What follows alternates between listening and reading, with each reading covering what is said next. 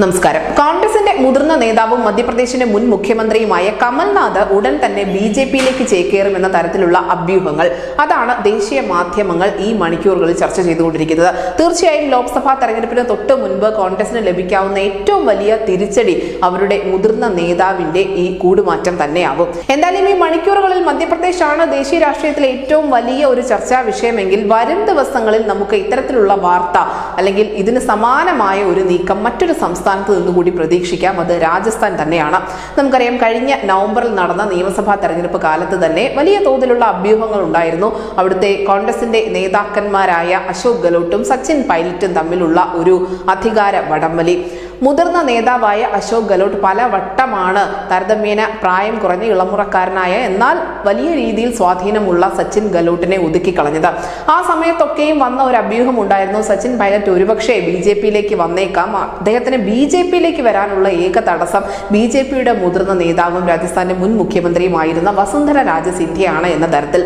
ഇപ്പോൾ ഈ മധ്യപ്രദേശിൽ കമൽനാഥ് BJP-യിലേക്ക് എത്തിയ സാഹചര്യത്തിൽ തീർച്ചയായും ഒരു യുവ നേതാവായ സച്ചിൻ പൈലറ്റിന് BJP-യിലേക്കുള്ള വഴി കുറച്ചുകൂടി എളുപ്പമായിരിക്കുകയാണ്. ഒരു മുതിർന്ന നേതാവിന് ഇത്തരത്തിലൊരു കൂടുമാറ്റം സാധ്യമാകുമെങ്കിൽ എന്തുകൊണ്ട് സച്ചിൻ പൈലറ്റിനെ പോലെ നേതൃത്വം അവഗണിച്ചിരിക്കുന്ന അല്ലെങ്കിൽ ഇപ്പോഴും കാര്യമായ ഒരു ചുമതലയും ഏൽപ്പിക്കാതെ നിർത്തിയിരിക്കുന്ന സച്ചിൻ പൈലറ്റ് എന്തുകൊണ്ട് BJP-യിലേക്ക് എത്തിക്കൂടാ എന്ന ഒരു ചോദ്യം ഉയരുന്നുണ്ട്. നമുക്കറിയാം, BJP-യുടെ ഭാഗത്ത് നിന്നും ഒരു പ്രധാനപ്പെട്ട നീക്കം രാജസ്ഥാനിൽ ഉണ്ടായത് എന്തെന്നാൽ അവിടെ വസുന്ധര രാജ സിന്ധ്യ അവർ രണ്ടാം നിരയിലേക്ക് ഒതുക്കി എന്നുള്ളത് തന്നെയാണ്. അവിടെ വസുന്ധര രാജ സിന്ധ്യ മുഖ്യമന്ത്രി ആയേക്കാം ഒരുപക്ഷെ, അല്ലെങ്കിൽ അവർക്ക് പ്രധാനപ്പെട്ട എന്തെങ്കിലുമൊക്കെ വകുപ്പ് കിട്ടിയേക്കാം തുടങ്ങിയ നിരവധി അഭ്യൂഹങ്ങൾ ഉണ്ടായിരുന്നു. പക്ഷെ അതിനെല്ലാം തകിടം മറിച്ചുകൊണ്ടാണ് കേന്ദ്ര നേതൃത്വം അവിടെ ഒരു പുതിയ സർക്കാരിനെ അവരോധിച്ചത്. ആ സർക്കാരാണ് ഇപ്പോൾ രാജസ്ഥാനെ മുന്നോട്ട് നയിച്ചുകൊണ്ടിരിക്കുന്നത്.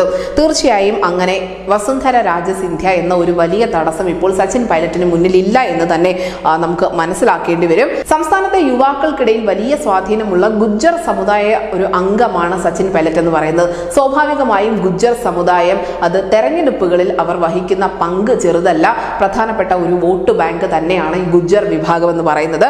അതുകൊണ്ട് തന്നെ സച്ചിൻ പൈലറ്റിന് അറിയാം, കോൺഗ്രസിനുള്ളിൽ നിന്ന് കഴിഞ്ഞാൽ ഒരിക്കലും അദ്ദേഹത്തിന് ഒരു മുഖ്യമന്ത്രി പദവി പോയിട്ട് കാര്യമായ ഒരു ചുമതലയും അവിടെ നിന്നും ലഭിക്കാൻ പോകുന്നില്ല.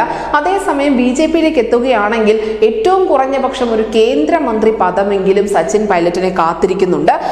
അങ്ങനെ ഒരു അധികാരം വെച്ച് നോക്കുമ്പോൾ ഈ ഗുജ്ജർ സമുദായത്തിന്റെ ഒരു സമവാക്യം, അവിടുത്തെ രജ്പുത്തും ജാട്ടുകളും ഒക്കെ ചേരുന്ന രാജസ്ഥാനിൽ ഗുജ്ജറുകൾ നിർണായകമാണ് എങ്കിൽ പോലും ആ സമുദായത്തിൽ നിന്നുള്ള ഒരാൾ മുഖ്യമന്ത്രി പദത്തിലേറാനുള്ള സാധ്യതകൾ വളരെ വിരളമാണ്.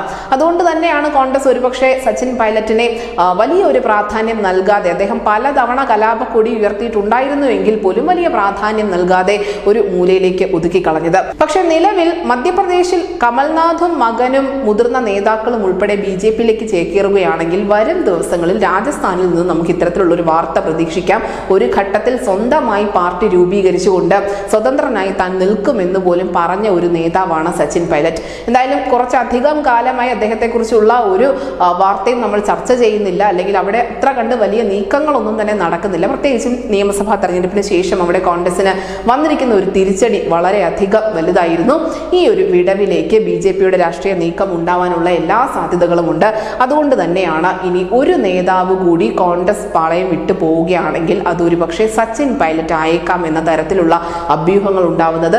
തീർച്ചയായും രാഹുൽ ഗാന്ധിയുടെ വിശ്വസ്തനാണ്. രാഹുൽ ഗാന്ധി പലവട്ടം ഹൈക്കമാൻഡിനുള്ളിൽ സച്ചിൻ പൈലറ്റിന് വേണ്ടി സംസാരിച്ചിട്ടുമുണ്ട്. പക്ഷേ ഗെഹ്ലോട്ടിനെ പോലെയുള്ള ഒരു മുതിർന്ന നേതാവിനെ പിണക്കാനാവാത്ത സാഹചര്യം ഉള്ളതുകൊണ്ട് മാത്രം രാഹുൽ ഗാന്ധിക്കും വലുതായൊന്നും സച്ചിൻ പൈലറ്റിന്റെ കാര്യത്തിൽ ഇടപെടാൻ കഴിഞ്ഞിട്ടുണ്ടായിരുന്നില്ല. തീർച്ചയായും സച്ചിൻ പൈലറ്റ് ഉൾപ്പെടെയുള്ള നേതാക്കൾ BJP-യിലേക്ക് എത്തുകയാണെങ്കിൽ അവർക്ക് അവിടെ കേന്ദ്രമന്ത്രി പദമെങ്കിലും മിനിമം അവരെ കാത്തിരിപ്പുണ്ട് എന്ന് തന്നെ പറയേണ്ടി വരും. എന്തായാലും മധ്യപ്രദേശിൽ കമൽനാഥ് നടത്തിയ നീക്കത്തിന് തൊട്ടു പിന്നാലെ BJP-യിലേക്ക് ലാൻഡ് ചെയ്യാൻ തയ്യാറായി പൈലറ്റും കൂട്ടരും രാജസ്ഥാനിൽ ഒരുങ്ങിക്കഴിഞ്ഞു എന്ന് തന്നെ വേണം അനുമാനിക്കാൻ. News desk India Malayalam.